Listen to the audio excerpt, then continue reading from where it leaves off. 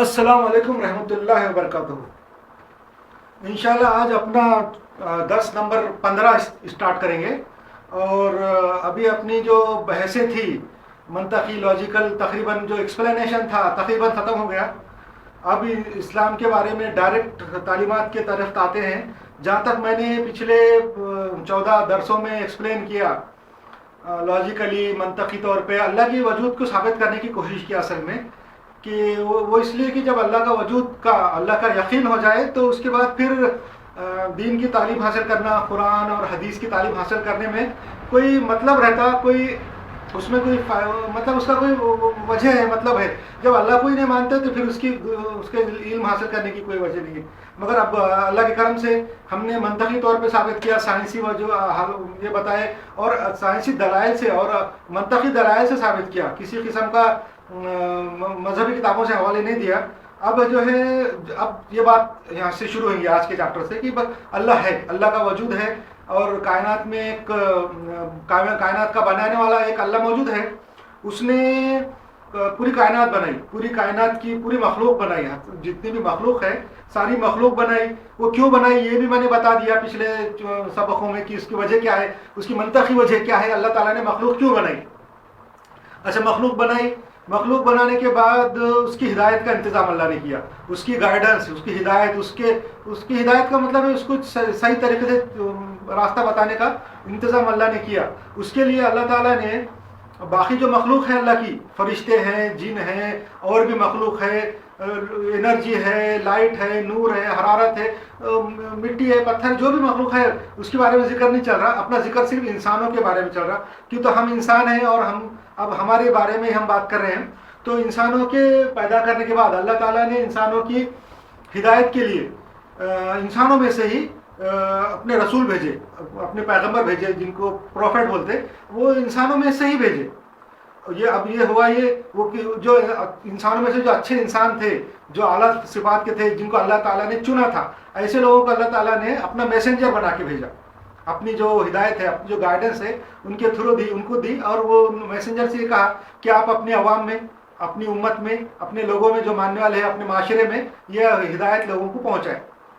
اب وہ پیغمبروں کا اور جو میسنجرز کا آنے کا مقصد کیا تھا، آنے کا ان کی زندگی کا مقصد کیا تھا؟ ان کا مقصد یہ تھا کہ انسانوں کو صحیح راستہ بتایا جائے۔ یہ کائنات میں انسان تو پیدا ہو گئے، زمین کے اوپر وہ رہ رہے، کھا رہے، پی رہے، ان کو صحیح طریقہ، زندہ رہنے کا صحیح طریقہ، اپنے آپسی معاملات، ایک دوسرے سے تعلقات اور لین دین اور زندگی کیسا گزارنا، اس کے بارے میں پوری بات معلومات دینے کے لیے وہ پیغمبروں کا ضروری تھا۔ اور وہ جو لوگ پیغمبر کا جو ہدایت تھی، اللہ تعالیٰ نے جو ہدایت دی انسانوں کو پیغمبروں کے ذریعے سے، وہ ہدایت انسانوں کے معاشرے کے لیے تھی، انسانوں کے سوسائٹی کے لیے تھی۔ انسانوں کا جو گروپ ہے، مجمع ہے، جس کو سوسائٹی بولتے ہیں، جو گروپ معاشرہ بولتے، وہ سوسائٹی کے لیے وہ ہدایت تھی۔ اب جب سوسائٹی کے لیے ہدایت تھی تو وہ ہدایت ایسی ہونا چاہیے کہ جو سب سوسائٹی کے لوگوں کو آسان ہونا چاہیے کرنے کے لیے، ان کے امپلیمنٹ ہونا چاہیے، ان کے اندر وہ قابل امپلیمنٹ ہو، اور اس لیے جو یعنی ایسی بات ہونا چاہیے جو فیزیبل ہے، جو کر سکتے۔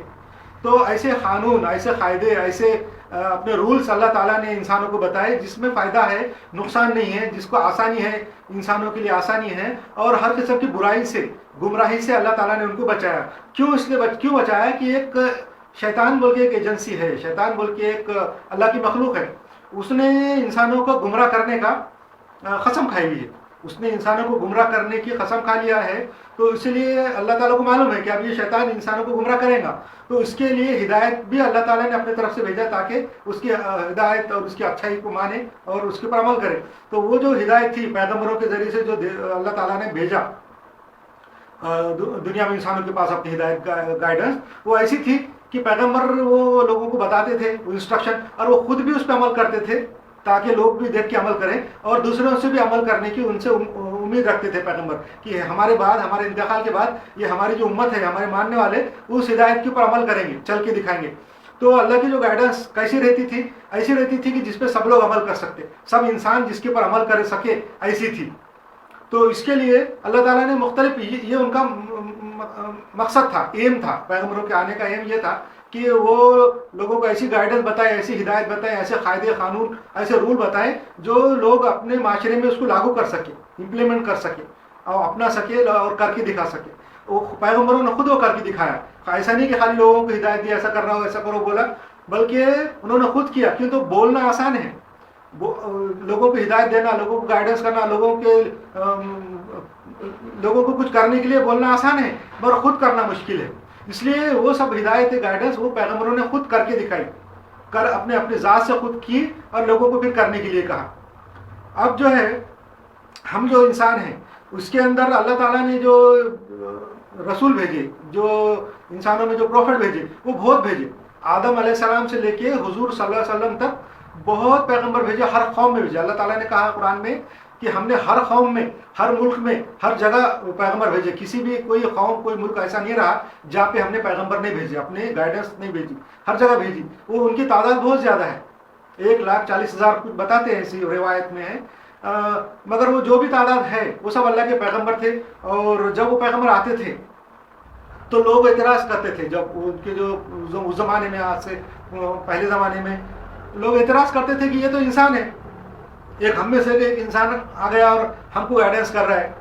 وہ یہ چاہتے تھے اصل میں پیغمبر انسان نہ ہونا چاہیے، پیغمبر فرشتے ہونا چاہیے تھا۔ اگر کوئی فرشتہ آسمان سے آ جائے گا اور ہم کو گائیڈنس کرے گا تو ہم مان لیں گے، کیونکہ ان کو معلوم تھا کہ فرشتہ جب آ جائے گا تو اس کے اندر طاقتیں ہیں، قوتیں رہیں گی، اور وہ جو کام کرے گا، لوگوں کو جو بتائے گا تو لوگ اس کو مان لیں گے۔ تو ہر بار جب بھی پیغمبر آتے تھے، پورے 1,40,000 حضرت آدم سے لے کے تو حضور صلی اللہ علیہ وسلم تک جتنے بھی پیغمبر آئے، سب کے اوپر یہی اعتراض تھا کہ وہ انسان ہے۔ مطلب لوگوں کا یہ بولنا تھا کہ وہ انسان نہیں ہونا چاہیے۔ تو وہ اس کی وجہ یہ ہے، اس کے پیچھے حکمت یہ ہے، انسان یہ قرآن شریف میں بھی خود اللہ تعالیٰ نے فرمایا کہ ہم نے جو بھی پیغمبر بھیجے سب انسان تھے، اس لیے بھیجے کہ اگر سمجھو دنیا میں رہنے والے فرشتے ہوتے، اگر انسان کی جگہ پہ فرشتے آباد ہوتے تو ہم فرشتوں کی ہدایت کے لیے بھی اگر کوئی پیغمبر بھیجتے تھے، کوئی رسول یا کوئی پروفٹ اگر وہ فرشتوں میں بھیجتے تو وہ فرشتہ ہی بھیجتے، کوئی دوسری قوم کا یا کوئی دوسری نسل کا نہیں بھیجتے تھے۔ یہ جیسا فرشتے دنیا میں رہ رہے تو وہاں پہ انسان پیغمبر بنا کے نہیں بھیجتے تھے، یا جن پیغمبر بنا کے نہیں بھیج سکتے تھے۔ یا جیسے جن ہیں، جن رہ رہے زمین پہ، تو جنوں کے اندر فرشتہ پیغمبر بنا کے نہیں بھیجتے تھے، یا جنوں میں کوئی انسان پیغمبر بنا کے نہیں بھیجتے تھے۔ ویسا جب دنیا میں انسان رہ رہے ہیں تو انسانوں کے اندر پیغمبر جو ہے، جو پروفٹ ہے، وہ انسان ہی ہے، انسانی کو بھیجا ہم نے، کسی جن کو نہیں بھیجیں گے، کسی فرشتے کو نہیں بھیجیں گے۔ اس کی حکمت کیا ہے؟ اس کے پیچھے جو کیوں انسانوں میں انسان پیغمبر کیوں بھیجے؟ اس لیے کہ جو پیغمبر تھے، جو پروفٹ تھے، ان کا کام یہ تھا کہ وہ جو ہدایت دیں، جو گائیڈنس دے، وہ امپلیمنٹ کرنے کے لیے ہو انسانوں کے لیے، باقی لوگ بھی اس کے اوپر کر سکے۔ تو ایسا کام جو پیغمبر کر سکتے، جو انسان کر سکتا، جو پیغمبر ہے اگر وہ انسان ہے، وہ کر سکتے، امپلیمنٹ کر سکتے، اپنے پہ لاگو کر سکتے قانون، تو اس کا مطلب باقی لوگ بھی کر سکتے۔ اگر کوئی فرشتہ اگر پیغمبر ہوتا اور وہ کچھ کام کر کے دکھاتا، کوئی معاشرہ قائم کر کے دکھاتا، کچھ رول اور قانون لاگو کر کے دکھاتا، تو اس کے انتقال کے بعد یا اس کے جانے کے بعد ہم لوگ انسان یہ بول سکتے تھے کہ وہ کام ہم نہیں کر سکتے، وہ قانون قاعدہ ہم امپلیمنٹ نہیں کر سکتے کیونکہ ہم انسان ہیں، وہ تو فرشتہ تھا اس لیے کیا۔ آج اگر فرض کرو ہمارے پیغمبر جو بھی ہے وہ سارے انسان نہیں ہوتے تو اللہ تعالیٰ کل قیامت کے دن ہم سے یہ نہیں پوچھے گا، نہیں پوچھ سکتا تھا کہ تم نے دین قائم کیوں نہیں کیے، دنیا میں اللہ کا نظام قائم کیوں نہیں کیے، دین کیوں نہیں قائم کیے، اپنے اوپر دین اللہ کا جو اللہ کی ہدایت ہے اس پہ کیوں نہیں چلے۔ تو ہم یہ بول سکتے تھے کہ ہمارے پیغمبر تو فرشتے تھے، انہوں نے جو کیا وہ ہم نہیں کر سکتے تھے، ہم انسان تھے اس لیے ہم دین قائم نہیں کیا۔ یہ بات نہیں ہونا، اس لیے اللہ تعالیٰ نے پیغمبر انسانوں کو بھیجا۔ اور اللہ تعالیٰ اگر سمجھو کوئی پیغمبر جو پروفٹ ہے اگر وہ انسان نہیں ہوتے، فرشتے ہوتے، تو ان کے آنے کا مقصد ہی نہیں فوت ہو جاتا۔ پیغمبروں کے آنے کا دنیا میں مقصد یہ ہے کہ وہ جو بھی گائیڈنس لائے، جو ہدایت لائے، اس پہ عمل ہو، اس پہ عمل کر سکے، لوگ عمل کر سکنا چاہیے، وہ خود بھی عمل کر سکنا چاہیے، دوسرے عوام اور پورا معاشرہ، پوری سوسائٹی کے لوگ اس پہ عمل کر سکے، یہ ان کا مقصد ہے۔ پیغمبروں کا مقصد یہ ہے کہ اللہ کی ہدایت کے اوپر پوری سوسائٹی عمل کر سکے انسانوں کی۔ تو اس کے لیے ایسا آدمی جو ہدایت کر رہا ہے وہ بھی انسان ہونا چاہیے تاکہ وہ امپلیمنٹ کر کے دکھائے، اور باقی لوگوں کے لیے بھی کوئی حجت باقی نہ رہے کہ ہم یہ نہیں کر سکتے بولنے کے لیے۔ اگر ایسا ہوتا، اللہ تعالیٰ اگر انسان کی جگہ پہ کوئی فرشتے کو پیغمبر بنا کے بھیجتا تو ہم لوگ بول سکتے تھے کہ ہم وہ کام نہیں کر سکتے، کیوں تو ہم تو انسان ہیں۔ اور اس لیے ہم نے اللہ کا دین قائم نہیں کیا. ہم اللہ کا دین قائم نہیں کر سکتے کہ تو وہ جو کرنے والے تھے تو وہ تو انسان تھے ہی نہیں, وہ تو پیغمبر تھے. جیسا کہ کوئی مشین ہے, کوئی مشین کا کام ہم انسان نہیں کر سکتے, مشین کا کام مشین ہی کر سکتی. انسان جو ہے مشین کا کام نہیں کر سکتا, مشین کا کام کر سکتی. تو اگر ہم کو بولے کہ یہ مشین نے ایسا کیا, یہ چیز بنائی, یہ تم بناؤ, تو ہم کیا بولیں گے, ہم نہیں بنا سکتے, وہ تو مشین سے بنا ہوا ہے. ویسے ہی اللہ کا دین دنیا میں جب قائم کرنا ہے معاشرے میں, سوسائٹی میں, تو اس کو کر کے دکھانے والا بھی پیغمبر ہی ہونا چاہیے. تو اس لیے اگر سمجھو اللہ تعالیٰ جو بھی کام کرتا ہے تو وہ بلا مقصد نہیں کرتا. بے مقصد کے کوئی کام کر دیں, یا اس کا اللہ تعالیٰ نے پیغمبروں بھیجنے کے کا مقصد ہی اگر فوت ہو جائے, تو یہ اللہ کی کوالٹی نہیں ہے. اللہ کی کوالٹی یہ ہے کہ جو بھی کام کرتا ہے اس کے پیچھے مقصد ہوتا ہے, اور وہ مقصد اللہ کا پیغمبر بھیجنے کا کیا تھا کہ لوگ اس کے اوپر عمل کریں. اور عمل کرنے کے لیے پیغمبر بھی انسان ہونا چاہیے تاکہ دوسرے لوگ بھی وہی کام کر سکے جو پیغمبر نے کیا ہے.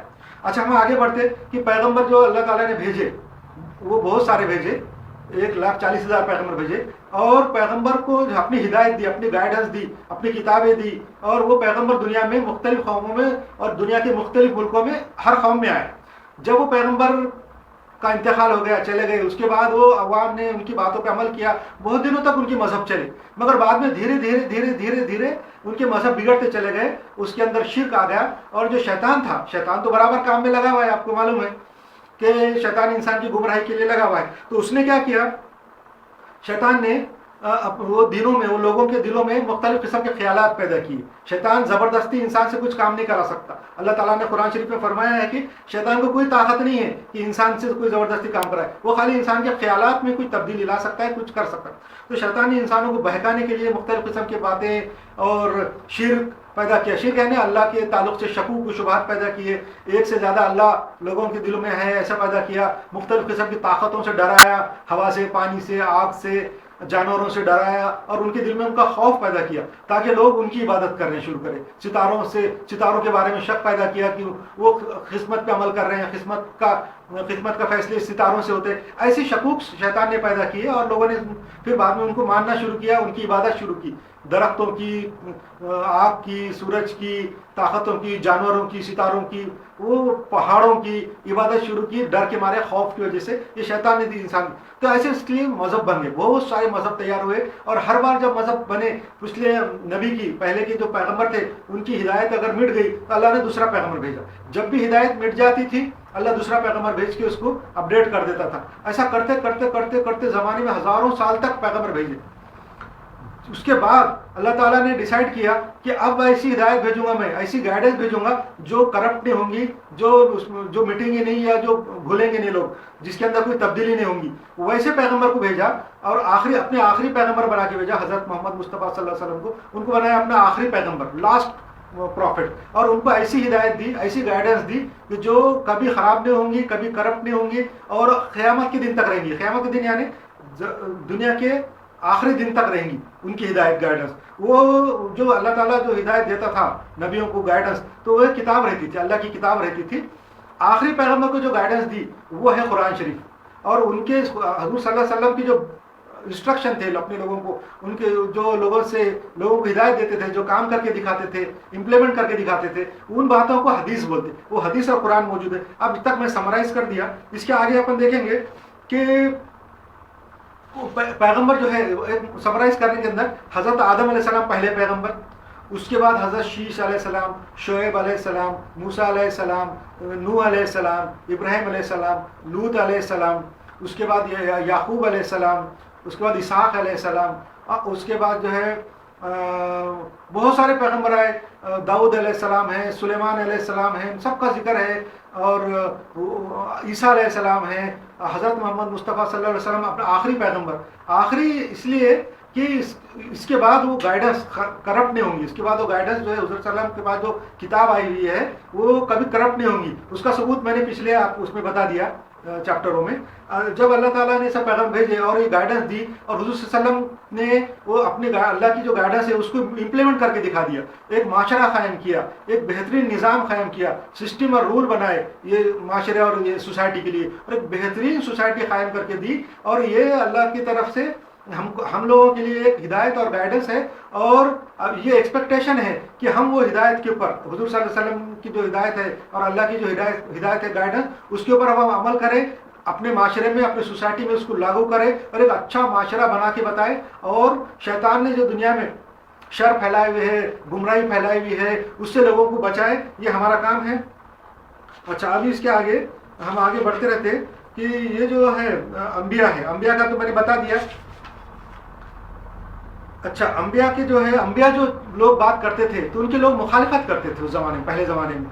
مخالفت اس لیے کرتے تھے کہ انبیاء حق بات کرتے تھے، جو بات ہے سچ کرتے تھے، ایسی بات نہیں کرتے تھے جس سے لوگ خوش ہوں.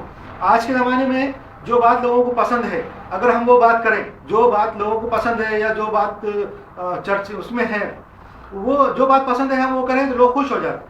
اور جو بات حق ہے، سچ ہے، تو وہ بات ہم کریں تو لوگ ناراض ہو جاتے. پیغمبر جو تھے، جو پروفٹ تھے، وہ ایسی کوئی بات نہیں کرتے تھے کہ جو حق کے خلاف ہو. وہ حق کہتے تھے، چاہے لوگ خوش ہو یا چاہے لوگ ناراض ہو. آج کے زمانے میں اگر ہم پوری دنیا میں کسی بھی ملک میں مسلمانوں کی برائیاں کریں، فلسطینیوں کی برائیاں کریں، مسلمان بادشاہوں کی برائیاں کریں، تو ہم لوگوں کے منظور نظر ہو جاتے ہیں. جو غیر مسلم ہیں ان کے منظور نظر ہو کے بڑی بڑی پوسٹ پہ ہم کو فائز کر دیتے، بڑی بڑی پوسٹ پہ ہم چلے جاتے.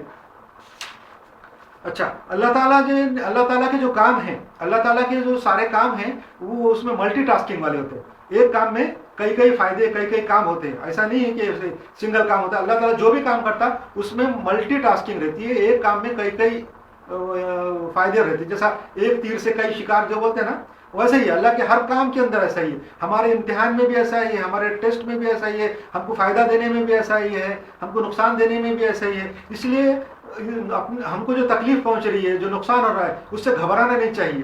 کیوں کہ اللہ تعالیٰ کے پاس دینے کے لیے اتنا زیادہ ہے. اللہ ہر چیز پہ قادر ہے. اللہ اتنا ریسورسفل ہے، جیسا میں نے پچھلے چیپٹر میں بتایا، چیپٹروں میں، کہ بہت زیادہ ریسورسفل ہے. تو اللہ کے پاس دینے کے لیے بہت کچھ ہے.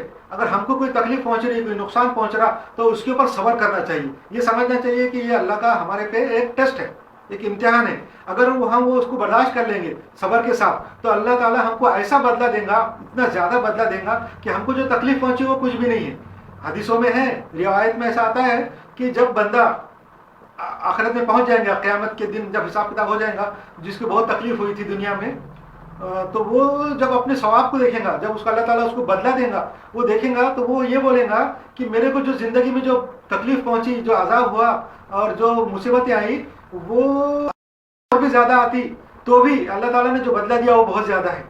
تو اس لیے ہم کو صبر کرنا چاہیے اور یہ بات کو یقین رکھنا چاہیے کہ اللہ کے پاس تو بہت ہے. اللہ کے پاس تو اتنا ہے، بے شمار خزانہ ہے، اتنا ریسورسفل ہے کہ ہم کو جو بھی تکلیف دیتا ہے، جو بھی تکلیف اللہ دیتا ہے، اس سے کئی گنا زیادہ فائدہ دینے کا اس کا اختیار ہے. اور وہ دے گا کیونکہ اس کے پاس بہت کچھ ہے. وہ کنجوس نہیں ہے. جیسا میں نے آپ کو بتایا، اللہ کے اندر جو کوالٹی ہے سب پازیٹیو کوالٹی ہے. تو جب کسی بندے کو اس نے تکلیف دیا، تکلیف پہنچی، تو اس کا وہ انصاف کرنے والا بھی ہے. اللہ تعالیٰ کے اندر پازیٹیو کوالٹی ہے، انصاف ایک پازیٹیو کوالٹی ہے. جب کسی کو تکلیف پہنچی تو اس کو وہ اتنا زیادہ بدلہ دے گا، اتنا زیادہ بدلہ دے گا کہ بندہ یہ بولے گا کہ ایسی تکلیف میری ساری زندگی ہوتی یا اور بھی کئی زندگیاں ایسی تکلیف ہوتی تو بھی وہ تکلیف کم تھی جو میرے کو جو اللہ تعالیٰ نے بدلہ دیا. اچھا اللہ تعالیٰ نے جو انسان کے ساتھ جو ٹیسٹ رکھا ہے، جو امتحان رکھے، وہ اس لیے رکھے ہیں کہ اللہ تعالیٰ چاہتا ہے کہ کوئی بھی مسلمان، کوئی بھی انسان اپنی عقل سے، اپنی فہم سے اور لاجک سے حق کو پہچانے، ایسا اندھی تقلید نہ کرے. اس لیے اسلام کا، قرآن کا دعویٰ ہے، قرآن کا بھی دعویٰ ہے، اسلام کا بھی دعویٰ ہے کہ جاؤ دوسرے طرف دیکھو، آسمان میں دیکھو، زمین میں دیکھو، ہسٹری دیکھو، ہر چیز دیکھو اور دیکھ کے جو ہے نا قبول کرو. یہ حق ہونے کی علامت ہے. دوسرے کوئی بھی مذہب ہو، دوسرے کوئی بھی لوگ ہو، وہ ان کا یہ دعویٰ نہیں ہے کہ تم جاؤ اس کو پرکھو، اس کو دیکھو اور ہم پہ ہمارے کو مانو. ایسا کسی کا دعویٰ نہیں ہے، صرف اسلام کا ہے. اور جو حق رہتا ہے، جو بھی بات صحیح ہوتی ہے، جس کی بھی بات صحیح ہے، ان کا یہ دعویٰ رہتا کہ تم جاؤ، پہلے دیکھو، پرکھو اور پھر ہمارے پاس آؤ. بہت سارے لوگ ایسے ہیں، بہت سارے مذاہب کے لوگ ایسے ہیں، وہ بولتے ہیں یہ کتاب مت پڑھو، اس کی بات مت سنو، اس عالم کی بات مت سنو، ان کی کتاب مت پڑھو، ان کے جلسے میں مت جاؤ. اس لیے بولتے ہیں کہ ان کو ڈر رہتا، خوف رہتا کہ کہیں سچائی ظاہر نہ ہو جائے. اگر سچائی ظاہر ہو گئی تو پھر کو کون مانے گا. مگر اسلام کا یہ خوف نہیں ہے، اسلام کا یہ ڈر نہیں ہے. اسلام یہ بولتا ہے، قرآن یہ بولتا ہے کہ تم جاؤ، پرکھو، دیکھو، آسمان میں دیکھو، تحقیقات کرو، اپنے جسم میں دیکھو، کھانے پینے کی چیزوں میں دیکھو، جہاں دیکھنا ہے دیکھو، مگر بعد میں جو ہے ہم کو مانو. اچھا یہ بتا دیا میں نے. اللہ تعالیٰ جو ہے نا کسی کو گمراہ نہیں کرتا. اللہ تعالیٰ ہر ایک کو پہلے ہدایت کرتا ہے. پہلے اللہ تعالیٰ ہدایت کرتا ہے، جب وہ اس کے اندر ماننے کی قابلیت نہیں ہوتی تو پھر ایسے کو چھوڑ دیتا ہے اس کے حال پہ.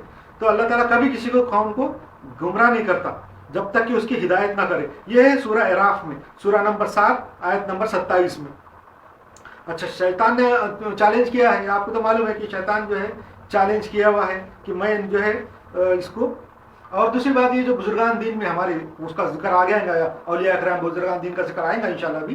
تو وہ جو بزرگان دین کا ایک قول ہے کہ جس کا کوئی مرشد نہیں ہے, یعنی جس کا جو کسی اپنے عالم سے اپنے رابطے میں نہیں رہتا, کسی عالم اسلامی عالم کے جو صحیح جو اسلام کا دین جاننے والا ہے, ایسے عالم کے رابطے میں نہیں رہتا, اس کا جو عالم اس کا جو مرشد ہے وہ شیطان ہے. جس کا کوئی مرشد نہ ہو اس کا مرشد شیطان رہتا. یعنی جو انسان جو مسلمان کسی اچھے اسلامی عالم سے اٹیچ نہیں رہتا, اس کے ساتھ شیطان اٹیچ ہو جاتا.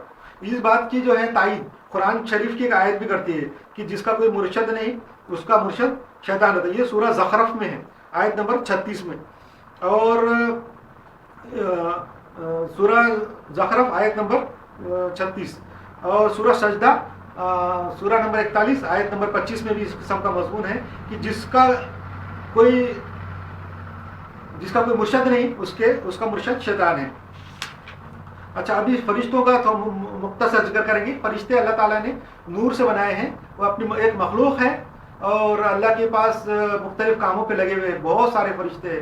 جبرائیل علیہ السلام ہے, میکائیل علیہ السلام ہے, اسرائیل علیہ السلام ہے, عزازیل علیہ السلام ہے. بہت سارے فرشتے ہیں اور دوزخ کے اندر بھی فرشتے ہیں, جنت میں بھی فرشتے ہیں, ہر کام کے لیے فرشتے ہیں. ہم ہر انسان کے ساتھ حفاظت کرنے کے لیے بھی فرشتے ہیں. اور ہر انسان کے ساتھ 2 فرشتے اور بھی ہیں جو اس کی نیکیاں اور بدیاں لکھتی ہیں. اس کو کرامن کاتبین بولتے ہیں. جو ایک فرشتہ ہے اس کی نیکیاں لکھتے رہتا ہے, ایک اس کے بدیاں لکھتے رہتا ہے. اور کچھ فرشتے ہر انسان کے ساتھ رہتے جو اس کی حفاظت کرتے رہتے. اور ہر انسان کے ساتھ ایک شیطان بھی رہتا جو اس کو بہکانے کی کوشش کرتا. کیونکہ شیطان نے جو اپنے اولاد کو, اپنے چاہنے والوں کو, اپنے جو فالوورز کو انسانوں کے پیچھے لگایا ہوا ہے. وہ بھی کام, شیطان اپنے کام سے غافل نہیں ہے, انسان اپنے کام سے غافل ہے. انسان جو ہے یا مسلمان بھی اور انسان بھی اب ہر چیز سے غافل ہو جاتے, اپنی بھلائی اور اپنی ہدایت اور اپنی رہنمائی سے غافل ہو سکتے. مگر شیطان کبھی غافل نہیں ہوتا, ایک سیکنڈ کے لیے بھی غافل نہیں ہوتا. کیوں؟ تو ہم کو نہیں معلوم ہے, ہم کو اندازہ نہیں ہے کہ یہ کائنات ہے, ہماری زندگی ہے, ہم کب تک زندہ رہیں گے یہ نہیں معلوم ہے. بس یہ کھانے پینے میں, ادھر میں گھومنے پھرنے میں, عیش میں انسان جو ہے لگ جاتا اور بھول جاتا. مگر شیطان کو معلوم ہے, شیطان نے سب سے حالات دیکھے ہوئے, اس کو معلوم ہے کہ یہ زندگی کب تک ہے. کیوں تو اس نے اللہ کو خود چیلنج کیا ہوا ہے کہ میں اس کو گمراہ کروں انسان کو. اور اس نے ایک ٹائم بھی مانگا ہے اللہ سے کہ قیامت کے روز تک مجھے مہلت دے. اللہ تعالیٰ نے اس کو قیامت کے روز تک مہلت دی ہے. اس کو معلوم ہے قیامت آنے والی ہے بول کے. ہم کو یقین نہیں ہے, ہم لوگوں کو بالکل یقین نہیں ہے کہ قیامت کب آئیں گی, کیا آئیں گی. مگر شیطان کو پکا یقین ہے. تو شیطان جو ہے اس کے پاس وقت بہت کم ہے, اس کے پاس بہت کم ٹائم ہے. یہ جو ابھی قیامت تک کا جو وقت ہے وہ حساب سے بہت کم ہے. اس کو معلوم ہے شیطان کو, اس لیے وہ غافل نہیں ہے, ہر سیکنڈ کام میں لگا ہوا ہے. چاہے انسان سوتا رہو, جاگتا رہو, غافل رہو, شیطان بالکل مستعد ہے کام میں. اس لیے ہم کو بھی مستعد رہنا چاہیے, ہدایت پہ عمل کرنا چاہیے. اور سچ بات, اسلام جو ہے ہمیشہ سچائی اور اچھائی سکھاتا, پاکی سکھاتا. اسلام کے اندر کوئی بری بات نہیں ہے. جتنی باتیں اسلام نے بتائی ہوئی ہے ساری اچھی باتیں ہیں. اب جو آپ لوگ یہ بولیں گے کہ ہر مذہب میں اچھی باتیں ہیں, ہر مذہب میں اچھی باتیں اس لیے کہ پہلے سارے مذہب اسلام تھے. آدم علیہ السلام سے لے کے آخری پیغمبر تک کے بیچ میں جتنے بھی پیغمبر آئے وہ سب کی امتیں الگ الگ مذہب میں ہیں. ساری وہ جو مذاہب ہیں انہی کے مذاہب کی بگڑی ہوئی شکلیں ہیں. اس لیے اس کے اندر جو ان کے جو مذہب تھے سارے پیغمبروں کے اسلامی تھے, ان کی جو اچھائیاں ہیں ابھی بھی کچھ مذہبوں میں تھوڑی تھوڑی باقی ہے. مگر اسلام ایک دم پیوریفائڈ ہے, ایک دم آخری ایڈیشن ہے دین کا. اس لیے اسلام کے اندر پوری اچھائیاں جمع ہوئی ہے. ایک بھی آپ برائی نکال کے نہیں بتا سکتے. اسلام کے جتنے بھی مخالف ہیں, اسلام کے اور مسلمانوں کے جتنے بھی دشمن ہیں, انہوں نے بہت کوشش کی ہوئی ہے کہ اسلام میں سے برائیاں نکال کے بتائیں گے, مگر ابھی تک ایک بھی برائی انہوں نے سائنٹیفک طریقے سے ثابت نہیں کی. جو بھی وہ برائی ثابت کرنے کی کوشش کرتے وہ بعد میں کچھ دنوں کے بعد اچھائی ثابت ہو جاتی سائنس سے. اس لیے اسلام کے اندر ہر قسم کی اچھائی ہے, کوئی بھی اس کے اندر مشکل نہیں ہے, کوئی برائی نہیں ہے. اس کی اسلام کوئی بری چیز کرنے کے لیے نہیں کہتا, کوئی جو ہے نا برا کام نہیں کرنے کے لیے کہتا. ایک دم ہر چیز اچھائی. دنیا میں جو بھی آپ چیک کریں گے اچھائی ہے اور آسانی ہے. اسلام کے اندر ہر قسم کی آسانی ہے. اور اللہ تعالیٰ ہمارا ایگزام کرتا, ہمارا جو ہے ٹیسٹ کر رہا ہے. ٹیسٹ اس لیے کر رہا ہے کہ آپ دیکھتے ہیں دنیا کے اندر چھوٹے موٹے کچھ چیز اچیو کرنے کے لیے ایگزام رہتے. انٹرنس رہتے. وہ ایگزام اور انٹرنس اور کس کو رہتے؟ جو محنت کرتا ہے, جو اس کے اوپر پورا اترتا ہے, جو پاس ہوتا ہے اسی کو ملتے, جو کچھ نہیں کرتا اس کو کچھ نہیں ملتا. اس لیے دنیا میں اللہ تعالیٰ بھی انسان کو چاہتا ہے کہ عقل کا استعمال کرے, اور وہ اپنا ٹیسٹ لیتا ہے اللہ تعالیٰ. تو ٹیسٹ میں جو پاس ہوگا تو اس کو اللہ تعالیٰ بدلہ دیں گا, اچھا بدلہ دیں گا. اور جو کچھ نہیں کریں گے تو ان کے لیے تھوڑی بدلہ ہے. دنیا کے اندر بھی جو چھوٹی موٹی معمولی چیز ہے اس میں بھی جو کچھ نہیں کرنے والے کا کہ کچھ نہیں ملتا, ویسے اللہ کے پاس بھی جو ہے اتنی بڑی جنت ہے, اتنی بڑی بدلہ ہے, تو وہ اہل غیروں کو نہیں ملتا. وہ اس کے لیے بھی کوشش کرنا ضروری ہے. اچھا جو ہے, جو دنیا میں بہت سے مذہب پیدا ہوئے, بہت مذہب ہے جو شرک ہے. دنیا میں شیطان نے ہر مذہب کے اندر شرک بھر دیا. ہر مذہب, شرک کا مطلب ہے ایک سے زیادہ اللہ کو ماننا, ایک سے زیادہ. شیطان نے انسانوں کے دماغ میں یہ بات بٹھا دیا ہوا ہے, ان کے دل میں توہمات پیدا کیے, ان کے دل میں ڈر پیدا کیے کہ یہ ایسا ہوتا ہے, یہ اس سے ایسا ہوتا ہے, یہ طاقت سے ایسا ہوتا, اس کو چھیڑیں گے تو ایسا ہوگا, اس پہاڑ کے اندر یہ طاقت ہے, اور اس پتھر میں یہ طاقت ہے, اس جانور میں یہ طاقت ہے, اگر تم ایسا نہیں کریں گے تو ایسا ہوگا, یہ مشین ایسی ہے, یہ میرا دھندا ایسا ہے, یہ میرا بزنس, یہ بزنس کو میں برا بولوں گا تو ایسا ہوگا, اس کی طرف میں پیر کروں گا تو میرا دھندے میں برکت ختم ہو جائے گی. یہ ڈر اور تہمات پیدا کیے شیطان نے, تہمات پیدا کر کے ان کے اندر ایک قسم کی شرک پیدا کیا, اور وہ بعد میں شرک میں تبدیل ہوا اور ایک سے زیادہ خداؤں کو لوگ ماننے لگے. قرآن میں سب سے زیادہ مذمت شرک کی آئی ہوئی ہے, سب سے زیادہ اس کی جو یہ بولیں گے مذمت ہے, جس کو برا بولنے کے لیے ہے, شرک ہے. اللہ تعالیٰ نے شرک کو جو سب سے زیادہ ناپسند کرتا. اللہ تعالیٰ نے فرمایا ہے کہ قرآن میں 2 جگہ ہے کہ میں شرک کے سوا سب گناہ معاف کر سکتا. اللہ تعالیٰ انسان کے ہر گناہ معاف کر سکتا. اس لیے انسان کو ہمیشہ پر امید رہنا چاہیے, اور اپنی زندگی میں جب بھی موقع ملے, جو بھی عمر ہو, اللہ فوراً توبہ کرنا چاہیے اور صحیح دین پہ آنا چاہیے. اللہ تعالیٰ نے کہا ہے کہ میں شرک کے سوا سارے گناہ معاف کر دوں گا. اگر کوئی انسان کہے کہ اللہ کے سوا کوئی معبود نہیں ہے, اللہ کے سوا کوئی الہ نہیں, کوئی گاڈ نہیں ہے, اللہ کے سوا کوئی گاڈ نہیں ہے, یہ کہہ دیا, اس کے سارے گناہ اللہ معاف کر دیتا. تو اس لیے انسان کو پر امید رہنا چاہیے.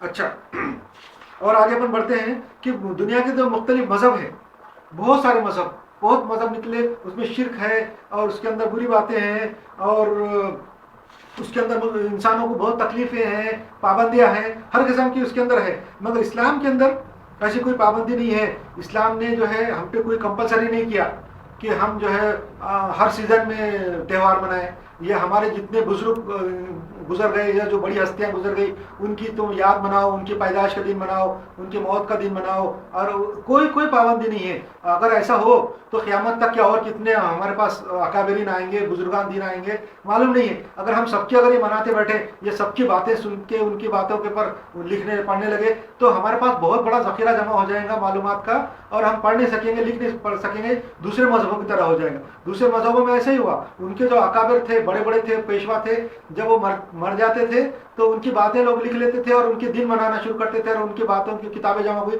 اور بہت زیادہ ذخیرہ جمع ہو گیا. مگر اللہ کا کرم ہم پہ یہ ہے کہ ہم کو ایک چھوٹی سی کتاب دی اللہ تعالیٰ نے, قرآن شریف, اور حدیث دیا, یا وہ بھی بہت زیادہ نہیں ہے کہ ایک عالم, ایک انسان جو ہے اس کو اپنے 1 سال کے اندر پورے حدیثوں کے اوپر اچھی طریقے سے مطالعہ کر سکتا. قرآن اور حدیث کو مل کے 1 سال کے اندر ایک آدمی اچھا اسٹڈی کر سکتا. اور قرآن جو ہے وہ جو حضور کے اوپر جو نازل ہوا, حضور اللہ کی جو گائیڈنس ہے وہ آج بھی محفوظ ہے. پچھلے چیپٹر میں میں نے بتا دیا کہ وہ محفوظ اور رکھی ہوئی ہے. حضور کی جو گائیڈنس ہے, احادیث جس کو بولتے ہیں, وہ بھی محفوظ اور رکھی ہوئی ہے. آج کل سب مانتے, مسلم غیر مسلم سب مانتے ہیں کہ مسلمانوں کے پاس حضور کی جو ڈیلی جو ان کی کام کاج تھے, روزمرہ کے جو کام کاج تھے, وہ نوٹ ڈاؤن کر کے رکھے تھے. جیسا آج کل اخبار نکلتا, اخبار میں خبریں ہوتی ہے کہ ہمارے بڑے لیڈر نے کیا کیا, ڈیلی کا ڈیلی جو خبریں, اس طریقے سے اس زمانے دنیا کے کسی بھی پیشوا کی, کسی بھی بادشاہ کی ایسی ڈیلی کی یہ نہیں لکھے ہوئے. جیسے منٹس آف میٹنگ بولتے, منٹس آف میٹنگ آج کا تیار کرتے. جب میٹنگ ہوتی بڑے آفس میں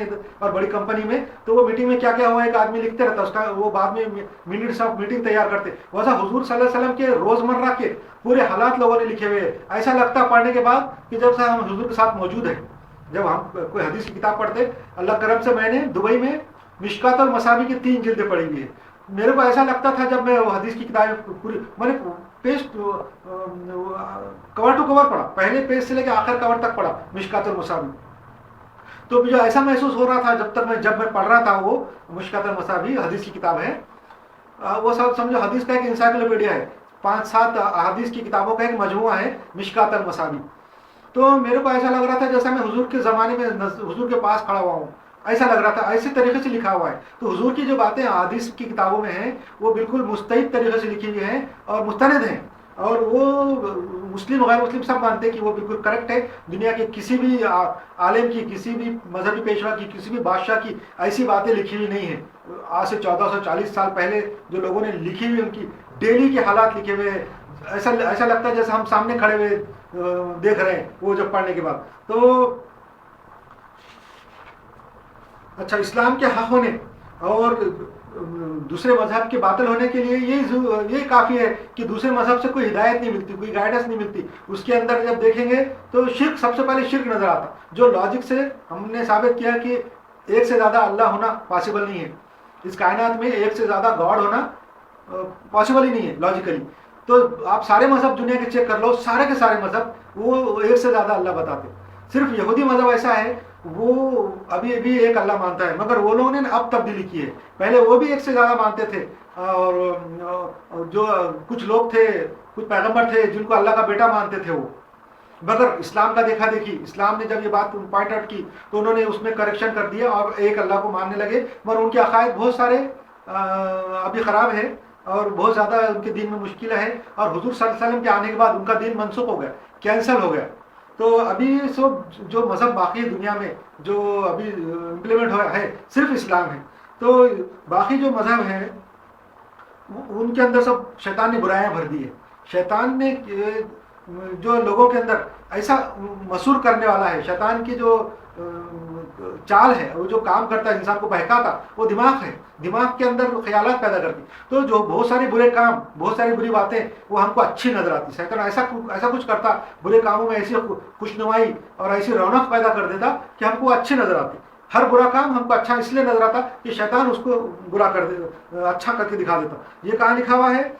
सूरह इनाम में, सूरह नंबर 6 आयत नंबर 43 में, और सूरह नंबर 41, सूरह सिद्धा है, सूरह नंबर 41, सूरह नंबर आयत नंबर 25, और सूरह इनाम में है, वही बताया मैंने। तो सूरह नंबर 6 आयत नंबर 43 में लिखा हुआ है कि वो खुशनुमा करके दिखाता है, बुरे काम जो है खुशनुमा करके दिखाता है। अच्छा, ये मैं बता दिया। कुरान शरीफ के बारे में मैंने बता दिया कि कुरान शरीफ बहुत ऑथेंटिक मौजूद है, उसकी एक एक चीज़, एक एक आयत महफूज है और उसके ऐसे बना नहीं सकते।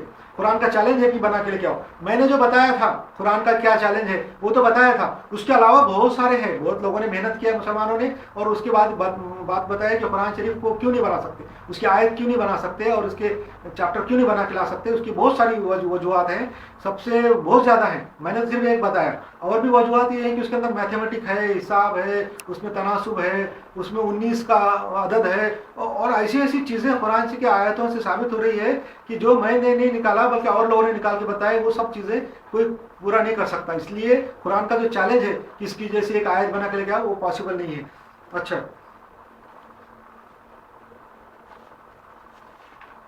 और एक है कुरान के दलाइल भी मैंने बता दिया कि कुरान के क्यों जो है हक है, वो उसके पूरे दलाइल साइंटिफिक बताया। इस्लाम के दलाइल बताया मैंने, इस्लाम जो है पाकी की और अच्छाई की तालीम देता, हमको जो है बुरे काम और बुरे काम नहीं देता। जो दूसरे दिनों में जो है, दूसरे मज़ाहिब में बहुत सारी बुराइयां हैं, बहुत सारे बुरे काम उनके अंदर जायज़ है, तो जिसकी वजह से बहुत सारी बुरी बातें और आगे पैदा होती है। बहुत सारी बुरी बातें जायज़ है, बुरखा नहीं है, यानी औरतों का पर्दा करना नहीं है, बेहयाई है, बेहयाई के ऊपर कोई पाबंदी नहीं है, शराब और जुए पे कोई पाबंदी नहीं है। इसकी वजह से पूरी दुनिया में बुराई फैलती। एक छोटी सी चीज़ है औरतों की बेहयाई, औरतों को पर्दा नहीं करना और बेहयाई को नहीं रोकना, छोटी सी बात है जो दूसरे मज़हब में है, तो उसकी वजह से बहुत सारी बुराइयां पैदा होती। ये शैतान ने पूरी दुनिया में जो रौनक पैदा की हुई है, तो ये बेहयाई की वजह से पैदा की हुई है।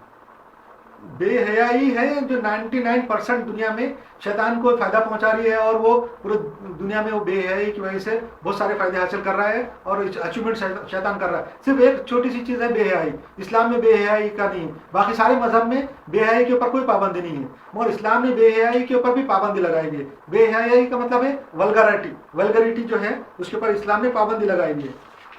अच्छा, कुरान का जो जिंदा मौजूज़ है वो भी मैंने बता दिया मुख्तसर में कि क्या मौजूद है। अच्छा, और हम आगे बढ़ जाते हैं इंशाल्लाह। हमारा दीन आसान है, हमारा दीन जो है बहुत आसान है। ہمارے پاس کوئی جو ہے بڑی اسلام دیکھیے، اسلام کے اندر اللہ کے تصور اور پورا لاجک سے ثابت ہوا ہے. دوسرے دینوں میں آپ دیکھو، دوسرے مذاہب میں دیکھو، ان کے خداؤں کے دیکھو، انہوں نے جو اپنی خداؤں کی فوٹوਆਂ بنا کے رکھی ہوئی ہے، مجسمے ہیں، مورتیاں بنا کے رکھی ہوئی ہے، وہ دیکھنے سے لگتے شیطان ہیں. ان کی شکلیں دیکھو بالکل شیطان جیسی ہے، بلکہ وہ شیطان ہی ہیں. شیطانوں نے ہی پہلے زمانے میں ان کے جو معبودوں کی شکل اختیار کر کے بیٹھے تھے اور لوگ ان کی عبادت کرتے تھے، تو لوگوں نے ان کی شکلیں اور ان کی مورتیاں، ان کے مجسمے بنا لی. دوسرے مذاہب کے اندر سب ایسا ہی ہے. اسلام کے اندر اللہ تعالیٰ ہم نے جو ثابت کیا وہ لاجک سے ثابت کیا. اب پچھلے چیپٹر، ابھی میں اس کو دہرانے کی ضرورت نہیں ہے کہ لاجیکلی اللہ کا ہونا، ایک ہی ہونا پاسبل ہے، دو اللہ نہیں ہو سکتے. تو 100 سے کہاں سے ہوں گے اور 1000 سے کہاں سے ہوں گے.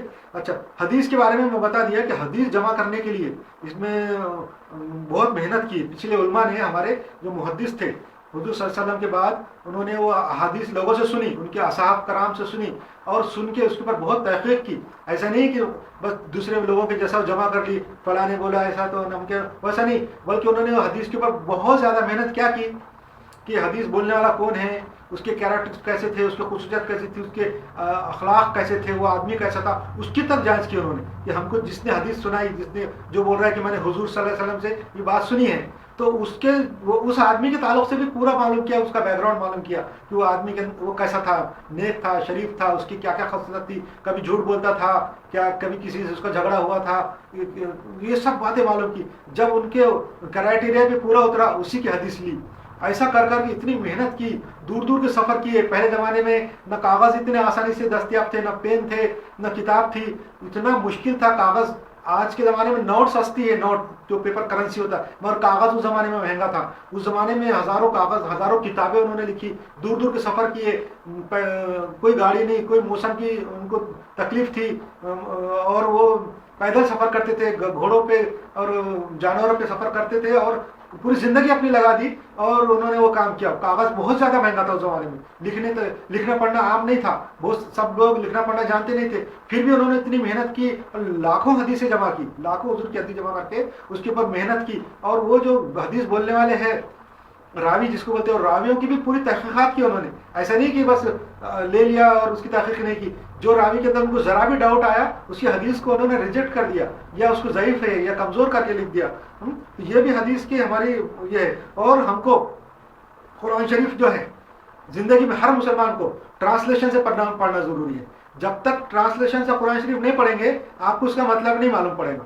جن لوگوں کو عربی آتی ہے، جو لوگ عربی میں پڑھ سکتے قرآن شریف کو، ان کا مسئلہ نہیں ہے، وہ تو عربی میں پڑھ سکتے، اس کا مطلب سمجھ سکتے. مگر جن لوگوں کی مادری زبان، مدر ٹنگ عربی نہیں ہے، یا جن کو عربی نہیں آتی، تو ان کے لیے لازم ہے کہ قرآن شریف کو ترجمے سے پڑھے، ٹرانسلیشن سے پڑھے. اور اگر ٹرانسلیشن سے نہیں پڑھ سکتے تو کسی پڑھنے والے سے سنیں، اور پورا کمپلیٹ قرآن ٹرانسلیشن سے سننا ضروری ہے. اور ہمیشہ سننا ضروری ہے. ایسا نہیں کہ زندگی میں ایک بار، کم سے کم ایک بار تو کرنا ہی ہے، ایک بار تو سننا ہی ہے. مگر اگر جتنا زیادہ سے زیادہ موقع مل رہا، جتنا زیادہ سے زیادہ ٹرانسلیشن سے قرآن پڑھ سکتے، وہ پڑھنا چاہیے. ویسے ہی حدیث کا معاملہ بھی ہے. حدیثوں کے بارے میں ایسا ہے کہ ہمارے بہت سارے لوگ، تقریباً 99% میں بولوں گا، حدیث کسی نے بھی نہیں پڑھا ہے. بس تھوڑی بہت ادھر ادھر سنتے رہتے، پیپروں میں، اخباروں میں ادھر ادھر سنتے رہتے، مگر حدیث کسی نے بھی نہیں پڑھی. اس لیے حدیث کی بھی کچھ کتابیں، بخاری ہے، مسلم ہے، وہ پڑھنا چاہیے. زندگی میں کم سے کم ایک مرتبہ تو پڑھنا چاہیے. ایک سے زیادہ مرتبہ اگر پڑھتے، آج کل حدیث کی کتابیں ساری اردو زبان میں موجود ہے، اس کے ٹرانسلیشن دوسری زبانوں میں موجود ہے. جو بھی آپ کو آتے اس زبان میں اس کے ٹرانسلیشن موجود ہے. اس لیے حدیث کی کتاب بھی پڑھنا چاہیے. اور ساری حدیثیں نہیں پڑھ سکتے، بہت ساری کتابیں حدیثوں کی ہیں، بہت ساری حدیث کتابیں ہیں. تو اگر وہ نہیں پڑھ سکتے تو کم سے کم مشکات المصابیح پڑھیں. کیونکہ یہ تقریباً 5 حدیث کی کتابوں کا مجموعہ ہے. مشکات المصابیح امام بغوی نے لکھا تھا، اور وہ خطیب تبریزی بول کے ہیں، انہوں نے لکھی تھی. انہوں نے کیا کیا تھا کہ 4-5 کتابیں جمع کی تھی احادیث کے زمانے میں. بخاری ہے، مسلم ہے، ترمذی ہے، ابو داؤد ہے، یہ نسائی ہے، یہ سب جمع کر کے ان میں کی کامن حدیثیں جمع کی ہوئی ہے. تقریباً 6000 سے زیادہ اس میں حدیثیں ہیں. تو کم سے کم یہ تو مشکات المصابیح تو پڑھنا ہی چاہیے. بخاری بھی پڑھنا چاہیے اور مسلم بھی پڑھنا چاہیے. بخاری کی 7 جلدیں ہیں، مسلم کی بھی میرے خیال تقریباً 7 جلدیں ہیں. اور اتنا جب بھی موقع ہے بالکل پڑھنا چاہیے. حدیث کی کتابیں بھی قرآن کی طرح ہی پڑھنا چاہیے. اچھا، اور کیا ہے اس کے اندر؟ حضور کے اصحاب کا ذکر، اب جو ہے نا ہم یہاں تک پہنچ گئے. حضور صلی اللہ علیہ وسلم کے جو صحابی تھے، اصحاب تھے، وہ حضور صلی اللہ علیہ وسلم عرب ملک میں مکہ میں تشریف لائے. تو اس زمانے میں انہوں نے دعوت تبلیغ کی، مکہ میں رہے. 13 سال انہوں نے مکہ میں تبلیغ کی، اور بہت تھوڑے سے لوگ، تقریباً 100-150 کے قریب لوگ ان کے بات پہ ایمان لائے، مسلمان ہوئے، اسلام قبول کیا. تو وہ اصحاب ہے، حضور صلی اللہ علیہ وسلم کے اصحاب ہیں. تو انہوں نے بہت بڑی بڑی قربانیاں دی. حضور کے اصحاب نے بہت بڑی قربانیاں دی، بہت زیادہ قربانیاں دی. اس میں بہت اصحاب تھے، بہت زیادہ تھے. جب آخری حضور نے پورے 23 سال محنت کی، حضور نے اسلام کی 23 سال محنت کی، اس وقت وہ بڑھتے بڑھتے بڑھتے بڑھتے تقریباً 1,24,000 ہو گئے. 1,24,000 صحابی حضور کے آخری خطبہ میں، جو آخری مرتبہ حضور نے خطبہ دیا حج کا، اس ٹائم پہ 1,24,000 موجود تھے. اتنے زیادہ ہو گئے. وہ سارے صحابی ہیں، اس میں جو بڑے بڑے جلیل القدر ہیں، جنہوں نے حضور صلی اللہ علیہ وسلم کے بعد ساتھ بہت محنت کی، بہت تکلیف کی، بہت زیادہ تکلیفیں اٹھائی، اور بہت مدد کی حضور صلی اللہ علیہ وسلم کی اور اسلام کی. وہ بڑے بڑے صحابی ہیں. اس کے اندر جو ہے 10 صحابہ جن کو عشرہ مبشرہ بولتے. اس کے اندر ہے حضرت ابو بکر صدیق رضی اللہ تعالیٰ، حضرت عمر رضی اللہ تعالیٰ، حضرت عثمان رضی اللہ تعالیٰ، حضرت علی رضی اللہ تعالیٰ. اس کے اندر ہے چاروں خلیفہ کے بعد ہے زبیر بن عوام رضی اللہ تعالیٰ، طلحہ بن عبید اللہ رضی اللہ تعالیٰ، عبد الرحمن بن عوف رضی اللہ تعالیٰ، سعد بن ابی وقاص رضی اللہ تعالیٰ، ابو عبیدہ بن جراح، اور سعید بن زید رضی اللہ تعالیٰ عنہم. یہ سارے صحابہ ہیں. یہ 10 صحابی ہیں جن کو حضور صلی اللہ علیہ وسلم نے دنیا میں ہی جنت کی بشارت دی تھی. اور اس کے علاوہ بہت سارے صحابی ہیں، سب کے اوپر اللہ کی رحمت اور سب سے اللہ راضی ہو. سارے صحابی حضور کے، انہوں نے بہت زیادہ تکلیف اٹھائی اور بہت اسلام کی مدد کی اور حضور صلی اللہ علیہ وسلم کی مدد کی. تو وہ سارے صحابی جو ہے وہ حضور کے ساتھ رہے، حضور کی مدد کی. اور حضور کے جو زندگی ہے، حضور کی جو زندگی ہے، اس کی بھی، حضور کی سیرت جس کو بولتے ہیں، بایوگرافی، وہ بھی مسلمانوں کے لیے پڑھنا ضروری ہے. جب تک حضور کی بایوگرافی نہیں پڑھیں گے، ہم کو اسلام کے بارے میں سمجھ میں نہیں آئے گا کہ حضور صلی اللہ علیہ وسلم مکے میں کی پیدائش سے لے کے تو ان کے انتقال تک وہ پوری باتیں پڑھنا چاہیے. حضور صلی اللہ علیہ وسلم مکے میں پیدا ہوئے، ایک بڑے اور شریف خاندان میں پیدا ہوئے. بہت زیادہ دولت مند تو نہیں تھے، مگر مکے کے شیخ مانے جاتے تھے. مکہ کے جو شیخ تھے اور سردار تھے مکہ کے، ان خاندان میں سے تھے، قریشی خاندان میں سے تھے، ہاشمی خاندان میں سے تھے، اور حضرت ابراہیم علیہ السلام کی اولاد میں سے تھے. حضرت ابراہیم علیہ السلام کے جو 2 بیٹے تھے، اسماعیل علیہ السلام اور اسحاق علیہ السلام. تو اسحاق علیہ السلام کی اولاد میں یہودی ہے، موسیٰ علیہ السلام ہے، اور اسماعیل علیہ السلام کی اولاد میں یہ عرب لوگ ہیں، عربی لوگ ہیں. اور عربیوں میں حضور صلی اللہ علیہ وسلم ہیں جو ابراہیم علیہ السلام کی ہی اولاد میں سے ہے.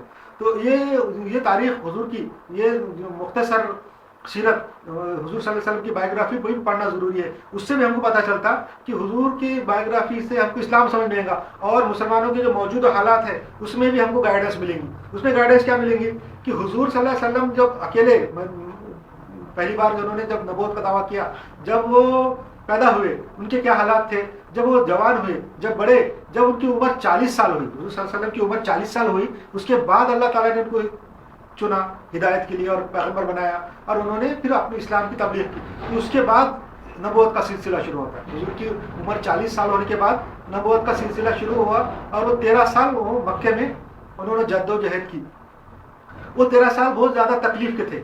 مسلمان اس زمانے میں جو غیر مسلم تھے، اس زمانے میں جو عربی لوگ تھے، حضور صلی اللہ علیہ وسلم کے جو امت تھے اور جو مکے کے جو لوگ تھے، تو انہوں نے اس کی مخالفت کی. وہ لوگ اس زمانے تک بہت زیادہ گمراہ ہو چکے تھے، عربی لوگ، اور بتوں کی پوجا کرتے تھے. کعبہ جو ہے، حضرت ابراہیم علیہ السلام نے عبادت کے لیے ایک مسجد بنائی تھی. اللہ تعالیٰ نے حضرت ابراہیم کو حکم دیا تھا کہ ایک مسجد بناؤ میری عبادت کے لیے، اور اسماعیل علیہ السلام نے اور ابراہیم علیہ السلام نے وہ مسجد بنائی اور لوگوں کو پکار کے بلایا، اذان دی. لوگ اس زمانے کے لوگ آئے وہاں، وہ لوگ عبادت کرتے تھے. اور حضرت اسماعیل علیہ السلام کے انتقال کے بعد، اور پیغمبروں کے اور اسماعیل علیہ السلام کی اولاد کے انتقال کے بعد، وہ جو اسماعیل علیہ السلام کی اولاد تھی اور باقی جو لوکل جو عرب تھے، وہ مکے میں اور وہ عرب میں رہتے تھے. تو وہ لوگ بعد میں وہ شیطان کے بہکاوے میں آ گئے اور بتوں کی پوجا کرنے لگے. اطراف کے جو ملک تھے، عرب کنٹری کے اطراف بہت سارے ملک تھے، مصر تھا، فلسطین تھا، اور عراق تھا، ایران تھا، ترکی تھا. یہ سارے ملکوں کے لوگ بت پرست تھے. وہاں کے لوگ تجارت کے لیے جاتے تھے. عرب لوگ تاجر تھے، مسالے اور خوشبوؤں کی چیزیں، عود یہ وہ جلانے کی چیزیں، کپڑے، کھانے پینے کی چیزیں لا کے بیچتے تھے دنیا کے مختلف ملکوں سے. جیسا آج دبئی ہے، دبئی سینٹر ہے پورے تجارت کا، پورے دنیا کی سی چیزیں وہاں آتی ہیں، بکتی ہیں اور وہ بیچی جاتی ہیں وہاں سے ڈسٹریبیوٹ ہوتی ہے. ویسے ہی وہ سینٹر تھا مکہ اور عرب علاقے کہ پورے دنیا میں وہ عرب لوگ تجارت کو جاتے تھے سامان تو وہاں جا کے انہوں نے دوسرے کے حالات بھی دیکھے. دوسرے ملکوں میں مورتیوں کی پوجا ہو رہی ہے، بتوں کی پوجا ہو رہی ہے، ان کے فلاں خداؤں کی پوجا ہو رہی ہے، تو انہوں نے بھی اپنے پاس اپنے خدا بنا لیے اور پوجا کرتے تھے. اور مکے میں کعبے کے اندر 360 بت رکھ دیے تھے انہوں نے. جتنے قبیلے تھے کعبے اس کے اطراف، مکے کے اطراف 360 قبیلے تھے اور ہر قبیلے کے ایک ایک بت انہوں نے اس کے اندر کعبے میں رکھ دیا تھا. یہ حضور کے زمانے کی بات تھی. تو جب حضور صلی اللہ علیہ وسلم نے دین کی، اسلام کی دعوت دی، اللہ تعالیٰ کی دعوت یہ تھی کہ اللہ ایک ہے، یہ سارے خدا جو تم کو مان رہے ہو کوئی خدا نہیں ہے بلکہ اس کائنات کا بنانے والا اور انسانوں کا خدا ایک ہے. حضور صلی اللہ علیہ وسلم نے جب یہ کہا تو مکے کے لوگ ان کے مخالف ہو گئے، ان کی دشمنی کرنے لگے اور ان کو بہت ستایا. اس کی بہت بڑی تاریخ ہے. 13 سال تک ان کو مختلف قسم سے ستایا. ان کے خلاف سازشیں کی، ہر قسم کی سازشیں اور کنسپیریسی حضور صلی اللہ علیہ وسلم کے خلاف، اور جو مسلمان ہوئے تھے چند لوگ ان کے خلاف کی. ان کو بہت تکلیفیں دی، ان کو ہر قسم کی تکلیفیں دی، ان کو نوکریوں سے نکالا. جو لوگ اسلام قبول کر لیتے تھے وہ اپنے پاس کی نوکری سے ان کو فارغ کر دیتے تھے.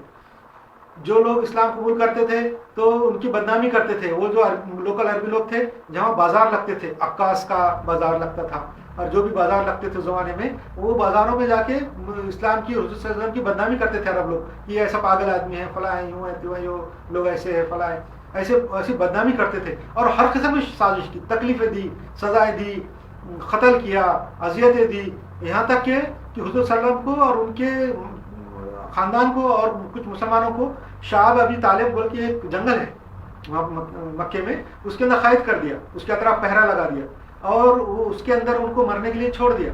نہ وہاں پہ دوائیں تھی، نہ کھانے پینے کا انتظام تھا. 3 سال تک وہ لوگ وہاں اندر قید رہے. تو ایسا بھی کیا. اس کے بعد جو بھی تکلیفیں تھیں وہ اللہ تعالیٰ نے اسے نجات دی. حضور صلی اللہ علیہ وسلم نے مدینہ بول کے ایک سٹی ہے وہاں پہ ہجرت کی، وہاں کے لوگوں نے اسلام قبول کیا اور حضور کی مدد کی. مدینہ حضور صلی اللہ علیہ وسلم چلے گئے اور وہاں جانے کے بعد وہاں کے لوگوں نے ان کی عزت کی، ان کی جو ہے تو اسلام قبول کیا اور اسلام کو عروج حاصل ہوا اور اسلام کے قاعدے قانون حضور صلی اللہ علیہ وسلم نے معاشرے میں لاگو کر کے دکھا. یہ میں نے مختصر بتا دیا. یہ اس لیے بتایا کہ اب اس پہ 2 دور ہیں. حضور صلی اللہ علیہ وسلم کے اور مسلمانوں کی زندگی کے 2 دور ہیں. ایک مکی دور، ایک مدنی دور. مکی دور ہے جو مکے میں مسلمان اور اسلام پریشان تھا، ہر طریقے سے سازشیں تھی اور اسلام کے دشمن مسلمانوں کے اور اسلام کے دشمن رہے. یہ مکی دور ہے. اور مدنی دور یعنی مدینے کا دور. مدینے میں اسلام کو عروج حاصل ہوا، طاقت حاصل ہوئی، حکومت حاصل ہوئی اور معاشرے میں ایک قانون اور ایک لا اینڈ آرڈر قائم ہوا، ایک اچھا معاشرہ بنا، ایک اچھی سوسائٹی بنی. یہ 2 دور ہیں.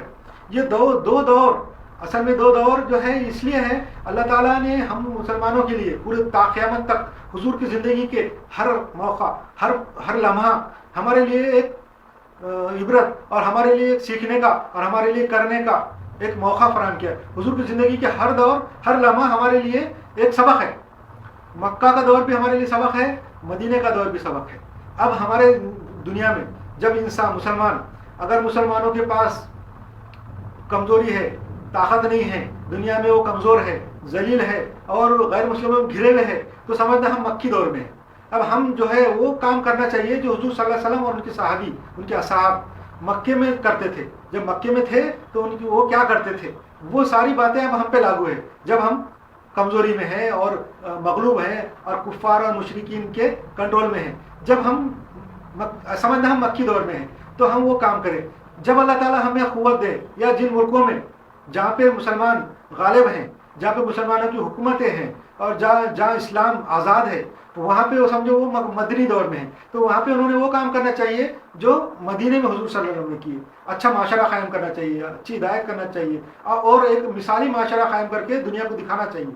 یہ جو دنیا میں جو غیر مسلم ہیں، جو اسلام کے دشمن ہیں، اصل میں سب اللہ کے بندے ہیں. اللہ کسی بھی بندے کا دشمن نہیں ہے، چاہے مسلمان ہو چاہے غیر مسلم ہو. اللہ کے لیے سارے انسان برابر ہیں. اللہ کے لیے سارے انسان برابر ہیں. شیطان یہ ایسا چیز ہے جو انسانوں کا دشمن ہے، مسلمانوں کا بھی دشمن ہے، انسانوں کا بھی دشمن ہے. مگر اللہ تعالیٰ کسی کا دشمن نہیں ہے، مسلمانوں کا بھی دشمن نہیں ہے، غیر مسلموں کا بھی دشمن نہیں ہے. اللہ کے لیے تو سارے انسان برابر ہیں. اس لیے ہم لوگ مسلمانوں کو اللہ تعالیٰ نے ایک ذمہ داری دی ہے، ایک موقع ملا ہے کہ ہم اپنا جہاں پہ ہم لوگ کمزور ہیں تو ہم ہمارا ایک مثالی معاشرہ بنائیں، اور کمزور ایسے ملکوں میں جہاں پہ ہم غیر مسلموں کے انڈر میں ہیں وہاں پہ ایک ہم ایسا مثالی معاشرہ بنائیں، مثالی سوسائٹی بنائیں جہاں پہ دیکھنے لوگوں کو پتہ چلے کہ مسلمان ایسی اچھی قوم ہیں، اور جو اپنے ظلم میں رہنے کے بعد بھی ایسا رہتے، اور جہاں پہ ہماری حکومتیں ہیں مسلمانوں کی، جہاں پہ اسلام غالب ہے، جہاں پہ اسلام آزاد ہے، وہاں پہ ایسا معاشرہ بنانا چاہیے کہ غیر مسلم جو دنیا کے ہیں وہ دیکھ کے سمجھنا چاہیے، ان کو یہ ایک نمونہ ہونا چاہیے کہ اسلام یہ اسلام ہے، یہ اسلام کی خوبیاں ہیں، اور ان کو یہ پتہ چل جانا چاہیے کہ ہم میں کیا برائی ہے۔ جب ہم ایک اچھا ماڈل پیش کریں گے، ایک اچھا معاشرہ، اچھی سوسائٹی پیش کریں گے تو لوگوں کو اپنی برائیاں خود نظر آئیں گی۔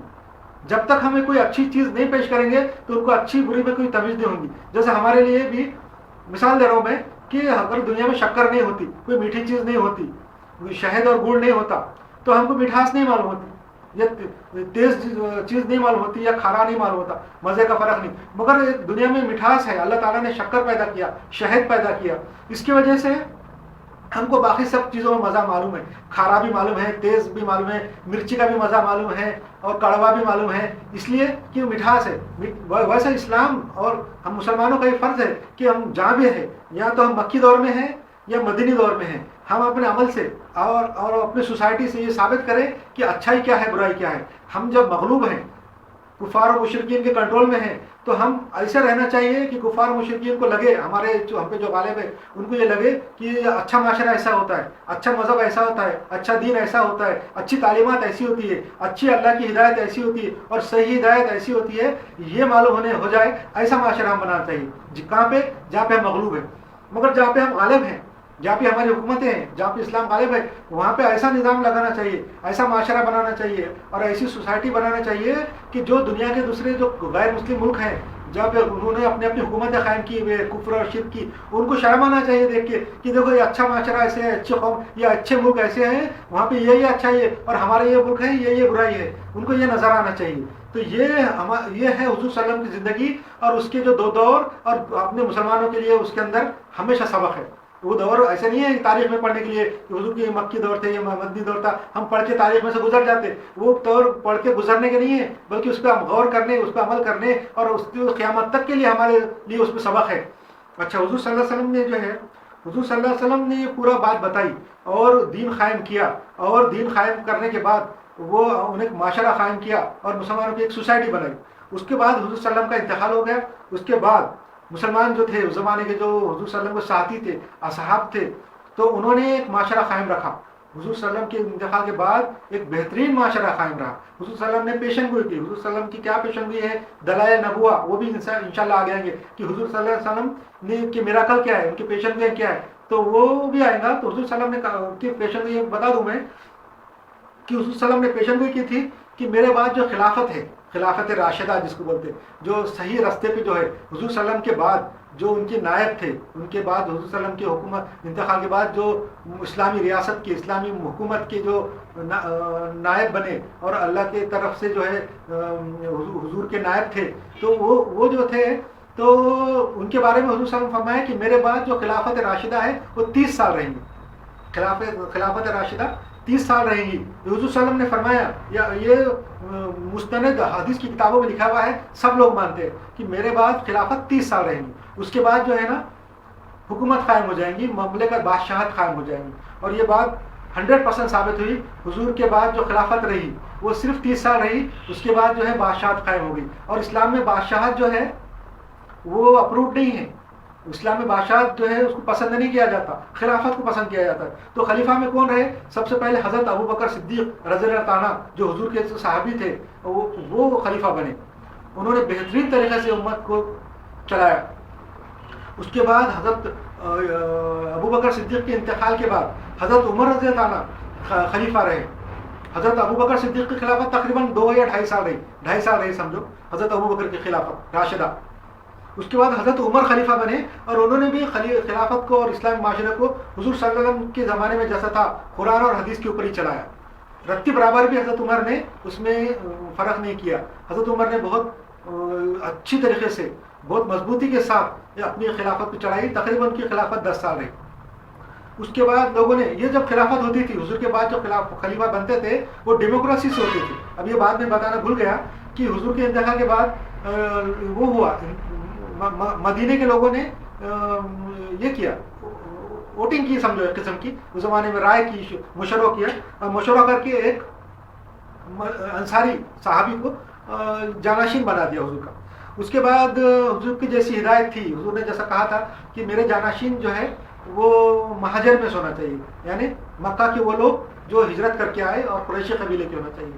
یہ بات تو وہ لوگوں کو نہیں معلوم تھی, مگر بعد میں یہ بات باہر منظر عام پہ لائی گئی تو مدینے کے لوگ مان گئے. اس کے بعد سب لوگوں نے رائے مشورے سے حضرت ابو بکر صدیق کو خلیفہ چن لیا. یہ ڈیموکریسی کا طریقہ ہے. اس کے بعد حضرت ابو بکر کے انتقال کے بعد, رضی اللہ عنہ کے انتقال کے بعد 2-2.5 سال کے بعد حضرت عمر رضی اللہ عنہ کو لوگوں نے چن لیا, ایک کمیٹی بنائی, مشورہ کیا اور ڈیموکریسی طریقے سے حضرت عمر رضی اللہ عنہ چنا. حضرت عمر رضی اللہ عنہ کو ایک دشمن نے قتل کر دیا, وہ زخمی ہو گئے, تو انہوں نے ایک کمیٹی بنائی اپنے جب زندہ تھے زخمی حالت میں, انہوں نے کمیٹی بنائی اور وہ کمیٹی کو جو ہے نا لوگ ڈیموکریسی طریقے سے رائے مشورہ کر کے ایک میرے بعد جانشین چننے کے لیے کہا. تو وہ کمیٹی نے, وہ 6 لوگوں کی کمیٹی تھی, اس میں حضرت علی رضی اللہ عنہ بھی شامل تھے اور بھی لوگ شامل تھے جو بڑے بڑے اکابر اور بڑے حضور کے بڑے اصحاب میں سے تھے. انہوں نے حضرت عثمان رضی اللہ عنہ کو خلیفہ چن لیا. حضرت عثمان بھی جو ہے حضور صلی اللہ علیہ وسلم کے بہت اچھے ساتھی تھے, بڑے ساتھی تھے, اور اسلام کے لیے بہت قربانی دی, انہوں نے بہت پیسہ خرچہ کیا. یہ حضرت عثمان رضی اللہ عنہ بہت پیسے والے, بہت دولت مند, بہت بڑے تاجر تھے, بہت بڑے تجارت کرنے والے تھے اور بہت زیادہ پیسے والے تھے. اور حضرت عثمان رضی اللہ عنہ نے اسلام کے لیے بہت زیادہ پیسہ خرچہ کیا, بہت زیادہ پیسہ خرچہ کیا. ان کی قربانی پیسے کی, ان کی جو انہوں نے جو انویسٹ کیا اسلام کے لیے, اس کی کوئی مثال نہیں ملتی. تو حضرت عثمان رضی اللہ عنہ کو تیسرا خلیفہ چن لیا. حضرت عثمان رضی اللہ عنہ کی خلافت بھی تقریباً 12 سال رہی. اس کے بعد ان کو بھی ایک دشمن نے قتل کر دیا کسی وجہ سے, شورش والوں نے. اس کے بعد حضرت علی رضی اللہ عنہ کو وہ لوگوں نے, وہ کمیٹی نے ڈیموکریسی طریقے سے خلیفہ چن لیا. حضرت علی کی خلافت بھی تقریباً 4 یا 5 سال رہی. اس کے بعد حضرت علی کو بھی دشمنوں نے قتل کر دیا. تو اس کے بعد حضرت جو ہے حسن رضی اللہ عنہ کی خلافت رہی, یہ تقریباً 6 مہینے رہی. یہ سب ملا کے 30 سال ہوتے ہیں. یہ 30 سال حضور کی جو پیشن گوئی تھی کہ میرے بعد خلافت راشدہ 30 سال رہیں گی. اور حضرت حسن رضی اللہ عنہ کے انتقال کے بعد جو اسلامی حکومت تھی وہاں اس میں بادشاہت آ گئی. حضور صلی اللہ علیہ وسلم کے ایک صحابی, انہوں نے بادشاہت کا بنیاد رکھ دی, تو اس کے بعد ایک بادشاہ شروع ہو گئی. تو یہ میں بات اس لیے بتا رہا تھا کہ ایک تاریخ کا قصہ ہے, مختصر طریقے سے بتا دیا میں نے کہ اس کے بعد جو خلافت راشدہ ختم ہونے کے بعد اسلام میں بادشاہت چلنے لگی. مطلب بادشاہت ایسی ہوتی تھی جو ڈیموکریسی سے نہیں چنی جاتی تھی. جو خلافت راشدہ تھی وہ ڈیموکریسی کے طریقے سے چنی جاتی تھی, مشورے سے چنی جاتی تھی, مسلمانوں کا مشورہ ہوتا تھا اور چنتے تھے. مگر جو بادشاہت تھی, حضور صلی اللہ علیہ وسلم کے جو صحابی تھے حضرت معاویہ رضی اللہ عنہ, انہوں نے جو ہے نا اپنے بعد جب اپنے آپ کو خلیفہ ڈکلیئر کر دیا بغیر کسی مشورے رائے کے مسلمانوں کے, اور اس کے بعد اپنے انتقال سے پہلے اپنے بیٹے کو خلیفہ مقرر کر دیا. اور اس کے بعد یہ سلسلہ شروع ہو گیا کہ ہر ایک آدمی اپنے بعد اپنے بیٹے کو خلیفہ بناتا تھا, اپنا جانشین بناتا تھا, اور اپنے آپ کو بادشاہ نہیں بولتے تھے, وہ لوگ خلیفہ ہی بولتے تھے, مگر وہ برائے نام خلیفہ رہتے تھے, خلیفہ نہیں تھے بلکہ وہ بادشاہ ہی تھے. تو ایک باپ اپنے بیٹے کو بناتا تھا, جیسا آج کل بادشاہی میں یا پچھلے دنوں میں بادشاہ لوگ اپنے بیٹے کو, اپنے بھائی کو, بھتیجے کو یا اپنے خاندان کے کسی آدمی کو بھی اپنا جانشین بناتا تھا, اپنا وارث بناتا تھا. ویسے یہ خلافت چلتی رہی. تقریباً 1440 سال تک مسلمانوں میں بادشاہت اسی طریقے سے چلتی رہی. اب جو ہے جو حضور صلی اللہ علیہ وسلم کی جو حدیث ہے کہ میری جو بات ہے, حضور صلی اللہ علیہ وسلم نے فرمایا کہ جو میری بات ہے وہ جو لوگوں تک پہنچائے, جس کو اگر ایک بات بھی معلوم ہے یا قرآن کی ایک آیت بھی معلوم ہے وہ لوگوں تک پہنچائے. یہ حضور صلی اللہ علیہ وسلم کا حکم ہے. یہ اپنی امت کو, جتنے مسلمان ہیں, پورے انسان ہیں, ان کو حضور صلی اللہ علیہ وسلم کا حکم ہے کہ وہ دین کی بات, اسلام کی بات, اگر چاہے وہ ایک آیت کی نہ ہو, ایک حدیث کی نہ ہو, وہ لوگوں تک پہنچائے. اچھا, اور دوسری بات یہ حضور صلی اللہ علیہ وسلم نے فرمایا کہ میرے تعلق سے جھوٹی بات نہ پہنچائے. حضور صلی اللہ علیہ وسلم کے تعلق سے بول کے کہ یہ حدیث ہے, حضور نے فرمایا یہ جھوٹی بات نہ پہنچائے بلکہ جو سچ ہے وہ بات پہنچائے. تو یہ ہے حضور صلی اللہ علیہ وسلم کے زمانے میں مدینے میں کچھ لوگ ایسے بھی تھے کہ جو اسلام کو یا اللہ کو نہیں مانتے تھے, مگر وہ خوف کی وجہ سے، ڈر کی وجہ سے، یا کسی سازش کرنے کے وجہ سے واسطے ان کے دل میں جو ہے کنسپریسی رہتی تھی، سازش رہتی تھی، اسلام سے دشمنی تھی، مسلمان سے دشمنی تھی، مگر وہ چھپاتے تھے اور اپنے آپ کو مسلمان ظاہر کرتے تھے. ایسے لوگوں کو منافق بولتے، ہائپوکرائٹ، انگلش میں اس کو ہائپوکرائٹ بولتے. تو ایسے لوگوں کا بھی ایک گروہ تھا جو جن کو منافق بولتے. تو وہ آج ہر زمانے میں ہے، مسلمانوں کے اندر ہر زمانے میں ہے جو ہائپوکرائٹ ہے، اور جو بظاہر مسلمان ہیں، نام کے مسلمان ہیں، آئی ڈی کارڈ کے اوپر ان کا نام مسلمان ہے، پاسپورٹ پہ ان کا نام مسلمان ہے، مگر وہ مسلمان نہیں ہے دل میں، اندر دل میں ان کے کفر ہے. تو ایسے لوگ اسلام میں ہر وقت رہے، ہر زمانے میں رہے، اور سب سے زیادہ مسلمانوں کو آج پوری دنیا میں سب سے زیادہ جو نقصان پہنچ رہا ہے وہ ایسے لوگوں سے پہنچ رہا ہے. ہمارے جو اسلام کے مسلمانوں کے جو دشمن ہیں وہ ایسے ہائپوکرائٹ کو، ایسے منافقوں کو استعمال کر رہے ہیں اور اسلام کے خلاف ان سے کام لے رہے ہیں. مسلمانوں کے نام سے، اسلام کے نام سے جہاں بھی کوئی برا کام ہوتا ہے، جہاں بھی چوری ڈکیٹی اور جو بھی جرم ہوتا ہے، اور جہاں پہ کسی مسجد میں، کسی چرچ میں، یا کسی جگہ پہ، کسی پارک میں دھماکہ ہوتا ہے، بم پھوڑے جاتے ہیں، اس میں پکڑے جانے والے مسلمان رہتے. اصل میں وہ مسلمان نہیں رہتے، منافق رہتے، جو ہمارے دشمن ان کو پیسے دے کے استعمال کرتے. اور غریب مسلمانوں کے اندر بھی بہت ایسے ہیں جو مسلمان تو ہے مگر ان کے اندر ایمان نہیں ہے، اور وہ غریب ہے، تو وہ پیسے کے لالچ میں بھی یہ کام کر دیتے. تو ایسے لوگوں سے یہ کام لیتے. تو یہ جو ہے انشاءاللہ اگلے اس میں یہ بتائیں گے دلائل نبوہ، حضور صلی اللہ علیہ وسلم کے نبوت کے دلائل. اس کے تعلق سے تھوڑے کچھ پوائنٹ بتاؤں گا میں اپنے اگلے چیپٹر میں انشاءاللہ تعالی.